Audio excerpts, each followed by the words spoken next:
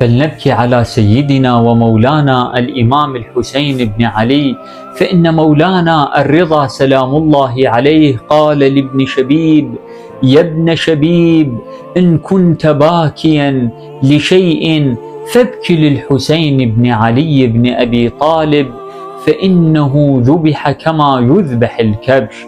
أيها الأحبة الأكارم، لا بد من أن نعيش حالة اللوعة والبكاء والدمعة على مولانا الحسين بن علي بن أبي طالب. لماذا؟ لأن الأئمة صلوات الله عليهم جميعا أكدوا على ذلك وأمرونا به. هذا جانب آخر، يسأل البعض يقولون: ما فائدة البكاء على الحسين؟ وهل هناك مصدر شرعي للبكاء على الميت؟ وهذه مسألة قد طرحت كثيرا وقد أجيب عنها في محلها. نحن هنا نشير إشارة لذلك، نقول: نعم، هناك من القرآن الكريم والسنة النبوية ما يؤكد ويجوز البكاء على الميت، فكيف لا يجوز البكاء على الحسين؟ أنتم تعلمون أن رسول الله بكى على الميت، رسول الله بكى على عمه الحمزة، وهذا ثابت.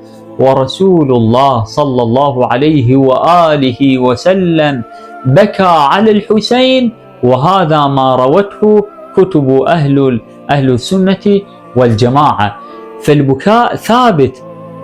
مولانا الإمام صادق يقول: كل شيء ما مضمون بكى على الحسين، حتى الشجر والمدر والسماوات والأرض بكت على الإمام الحسين. لماذا لا نبكي على الإمام الحسين؟ أنتم تعلمون أن يعقوب النبي قد بكى على ابنه يوسف حتى ابيضت عيناه من الحزن فهو كظيم، وولده يوسف كان حي وهو نبي، ويعقوب أيضا نبي ويبكي عليه. فكيف نحن شيعة الحسين لا نبكي على إمامنا المظلوم وإمامنا صاحب العصر والزمان؟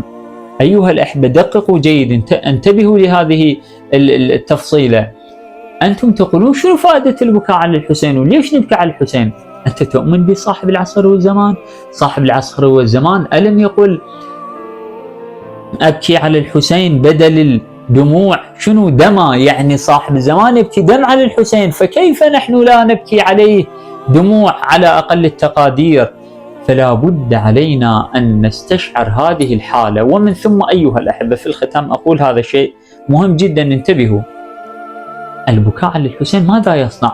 انظروا إلى الذين بكوا على الحسين، هم القادة الذين بكوا على الحسين، هم الذين غيروا العالم. هذه الحرب الآن القائمة بين المسلمين وبين اليهود، من تصدى فيها؟ تصدى البكاؤون على الحسين، أهل المجالس واللطم، هم اللي بينوا، هم لهم الشجاعة والبسالة والموقف والثبات، الذين بكوا على الحسين لأنهم ينهلون منه كل خير: الثبات، الشجاعة، البسالة، الإباء، العزة، الكرامة التي خطها عليه السلام بدمه الطاهر صلوات الله عليه.